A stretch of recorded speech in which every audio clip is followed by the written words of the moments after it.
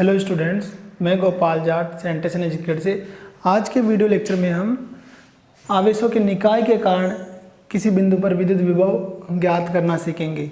या हम बोलें कि बहुत सारे जो आवेश हैं उन बहुत सारे आवेशों के कारण किसी एक बिंदु पर विद्युत विभव किस तरह से ज्ञात किया जाता है, उसके बारे में हम आज अध्ययन करेंगे।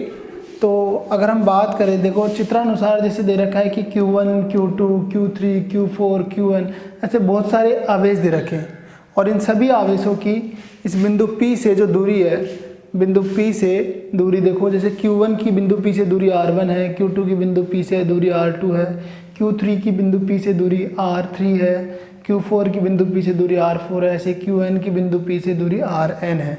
इन सभी बिंदु आवेशों की P से दूरी दे रखी है और हमको इन बहुत सारे जो आवेश हैं या हम बोले आवेशों के निकाय के कारण बिंदु पर विद्युत विभव हमको ज्ञात करना है। तो इसके लिए सबसे पहले तो हमको ये पता होना चाहिए कि विद्युत विभव होता क्या है, या हम बोलें कि एक बिंदु आवेश के कारण विद्युत विभव कैसे ज्ञात करते हैं। तो हम सबसे पहले बात करें बिंदु आवेश के कारण।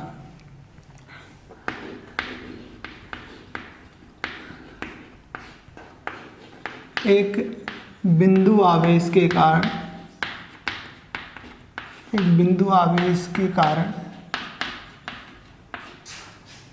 विद्युत विभव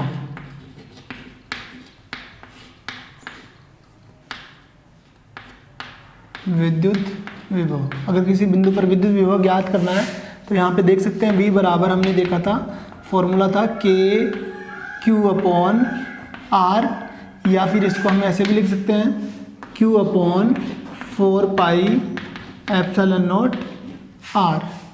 ठीक है, कि K की वैल्यू जो है, K को हम निर्वात के लिए 1/4πε0 भी लिखते हैं। तो ये हमको पता होना चाहिए कि बिंदु आवेश के कारण किसी बिंदु पर विद्युत विभव का सूत्र ये होता है। अब हम बात करें कि ग्रुप ऑफ चार्जेज, आवेशों के निकाय के कारण, बहुत सारे आवेशों के कारण किसी बिंदु पर विद्युत विभव कैसे ज्ञात करना है। तो देखो यहाँ पे जो है ये बहुत सारे जो आवेश दे रखे हैं, इन सभी आवेशों के कारण इस बिंदु P पर विद्युत विभव निकालना है। तो हम सबसे पहले क्या करेंगे, माना कि एक बिंदु P है जिस पर हमको बिंदु आवेश Q1, Q2, Q3, Q4 Qn आवेशों के कारण विद्युत विभव ज्ञात करना है, कुल विद्युत विभव ज्ञात करना है। और मान लेते हैं कि इन सभी आवेश जो दे रखे हैं इनके लिए क्रमशः Q1 की बिंदु P से दूरी R1 है, Q2 की R2 है, Q3 की R3 है, Q4 की R4, Qn की Rn, ऐसे मान के चलेंगे हम। ठीक है, तो एक चीज़ और है कि एक बिंदु आवेश के कारण, किसी बिंदु आवेश के कारण जो विद्युत विभव जो है वो KQ/R या Q/4πε0R होता है। तो यहाँ पे हम सभी आवेशों के कारण जो विद्युत विभव होगा वो हम ज्ञात कर लेंगे। तो कुल विभव जो होगा सभी आवेशों के कारण वो कैसे ज्ञात करेंगे। तो इसके लिए हमको ये पता होना चाहिए कि विद्युत विभव जो है वो एक सदिश राशि है या अदिश राशि है।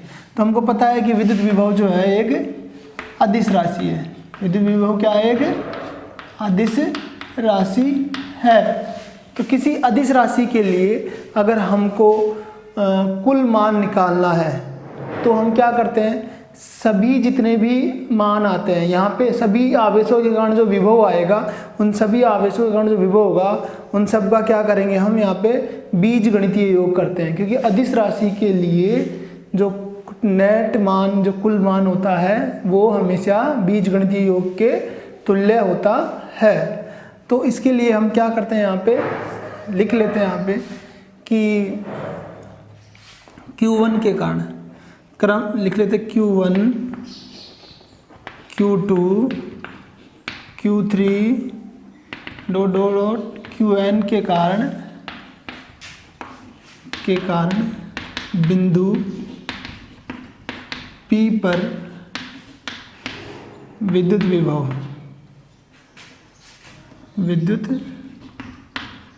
विभव क्रमशः इसको हम लिख लेते हैं यहाँ पे क्या, V1 बराबर, Q1 के लिए जो है वो V1 लिख लेते हैं। V1 बराबर, इस सूत्र से निकालेंगे ना, ये लिखो या ये लिखो, तो Q1/4πε0 R1 हो जाएगा।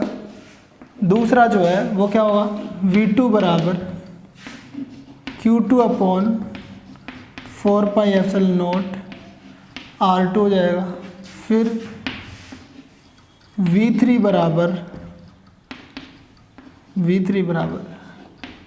Q3 upon 4 pi epsilon not R3 हो जाएगा। ऐसे ही Vn बराबर क्या हो जाएगा, Qn बटे 4 पाई एप्सिलॉन नॉट Rn हो जाएगा। ठीक है, तो ये हमने मान लिया, यहाँ पे माना कि Q1 Q2 Q3 Qn के कारण बिंदु P पर विद्युत विभव क्रमशः V1 V2 V3 Vn ये इस तरह से है। ठीक है, यहाँ पे हम मान के चल रहे हैं कि n बिंदु आवेश है। आप इसको पोज करके नोट करो। अब आगे हम बात करें कि बिंदु P पर कुल विद्युत विभव क्या होगा। तो उसके लिए हम क्या करेंगे, यहाँ पे सभी जो आवेशों के कारण विभव आया है उन सभी आवेशों का बीजगणितीय योग करेंगे। क्यों करेंगे, क्योंकि विद्युत विभव क्या है, विद्युत विभव एक अदिश राशि है। विद्युत विभव एक अदिश राशि है। अतः बिंदु P पर सभी बिंदु आवेशों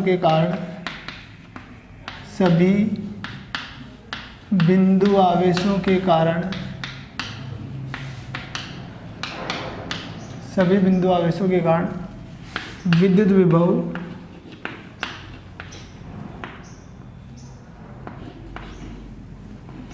कुल विद्युत विभव लिख लेंगे यहाँ पे, कुल विद्युत विभव सभी विद्युत विभवों का सभी विद्युत विभवों के बीजगणितीय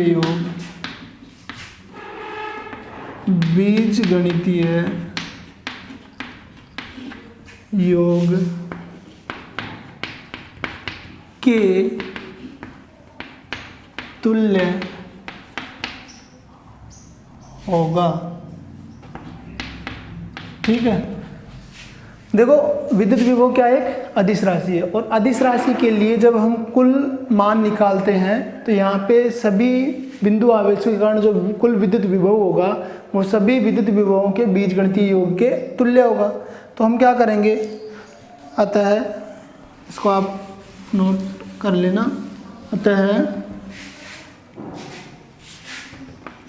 अतः ये हम अध्यारोपण के सिद्धांत से निकालते हैं ना, तो ये ध्यान रखना है। अध्यारोपण का सिद्धांत हमने पहले चैप्टर में पढ़ा था। अतः अध्यारोपण का सिद्धांत क्या कहता है, अगर हमको बहुत सारे मानों का योग करना है तो हम अध्यारोपण के सिद्धांत से करते हैं। तो अध्यारोपण के सिद्धांत से क्या लिख देंगे हम, कुल विभव जो है V बराबर V1 plus V2 plus V3 plus dot plus Vn, यानी कि n बिंदु आवेशों के कारण जो विद्युत विभव होगा उन सभी का क्या करेंगे, योग करेंगे। अब यहाँ पे इनका जो मान होगा वो अभी हमने लिखा था, तो उन सभी मानों को यहाँ पे V1 V2 V3 Vn की जगह पुट कर देंगे। तो इसको आप पॉज करके नोट कर लो। तो मान रखते हैं यहाँ पे,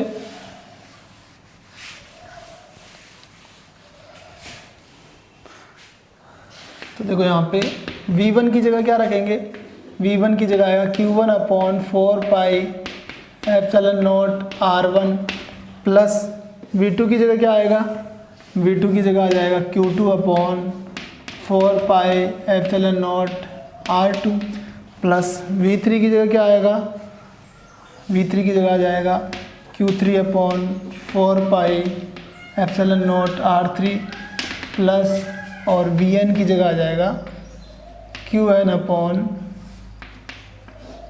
4 पाई एप्सिलॉन नॉट Rn। ठीक है, ये हमारे पास मान हमने यहाँ पे रख दिए। अब यहाँ पे अगर हम ध्यान से देखें तो इन सभी मानों में एक चीज़ कॉमन आ रही है। क्या कॉमन आ रहा है? ये जो 1/4 पाई एप्सिलॉन नॉट है ये कॉमन आ रहा है, उभयनिष्ठ आ रहा है, तो इसको हम कॉमन ले लेंगे।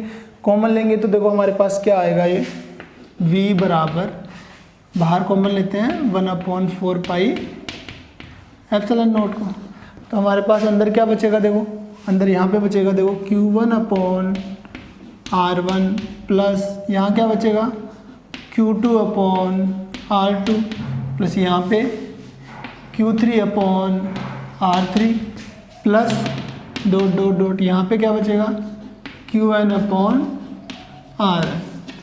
ठीक है, तो यहाँ पे हमारे पास ये आ गया। अब ये वैसे सूत्र आ चुका है, लेकिन ये इतना बड़ा सूत्र है तो इसको हम और छोटा कर सकते हैं। किस फॉर्म में करेंगे? समेशन की फॉर्म में। जो सिग्मा का साइन होता है कि बहुत सारी राशियाँ अगर योग के रूप में है तो इसको शॉर्ट करने के लिए हम क्या करते हैं, सिग्मा को काम में लेते हैं। सिग्मा जो साइन होता है, तो यहाँ पे हम क्या लिखेंगे, देखो 1/4 पाई एप्सिलॉन नॉट और यहाँ पे समेशन योग का चिन्ह ये होता है। ठीक है, ये लगाएंगे। अब यहाँ पे देखो Q1/R1, Q2/R2, Q3/R3, ये जो ये है ये क्या बताएगा, ये योग को बताता है। किसको बताता है? योग को। तो इन सभी राशियों का योग जो है इससे व्यक्त करेंगे। तो यहाँ पे हम लिखने वाले हैं Q/R। अब यहाँ पे 1 2 3 n तक है, R1 R2 R3, तो जो ऊपर है वैसा ही नीचे भी है 1 1 2 2, तो यहाँ पे हम लेंगे QI/RI। ठीक है, QI/RI, और I की वैल्यू जो है वो कहाँ से है, 1 से लेके 1 2 3 कहाँ तक, n तक है। तो यहाँ पे लिखेंगे हम I बराबर 1 से लेके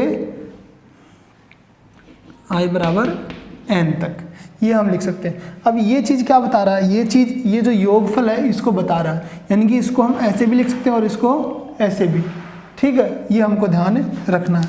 तो फाइनल जो रिजल्ट है वो हमारा ये आ जाता है कि बिंदु आवेशों के कारण, या हम बोले आवेशों के निकाय के कारण किसी बिंदु पर विद्युत विभव जो है वो इस तरह से हम ज्ञात कर सकते हैं। तो यहाँ पे क्या किया हमने, सभी अलग अलग बिंदु आवेशों के कारण बिंदु P पर विद्युत विभव हमने ज्ञात किया और उन सभी का क्या कर दिया, अदिश योग कर दिया, या हम बोले बीजगणितीय योग किया यहाँ पे, जिससे हमारे पास जो रिजल्ट आया वो इस तरह से आता है। तो रिजल्ट तो सेम वैसा ही है, बस थोड़ा सा इसमें क्या है, योगफल है, तो योगफल की वजह से यहाँ पे समेशन आ गया। ठीक है, जो बिंदु आवेश के कारण विद्युत विभव निकालते हैं वैसा ही आ रहा है। फर्क क्या है कि बहुत सारे बिंदु आवेश है, तो उन सब बिंदु आवेशों के विभव के कारण विभवों का क्या करते हैं, यहाँ पे योग करते हैं। तो आज के टॉपिक में हम इतना ही पढ़ेंगे। Thank you.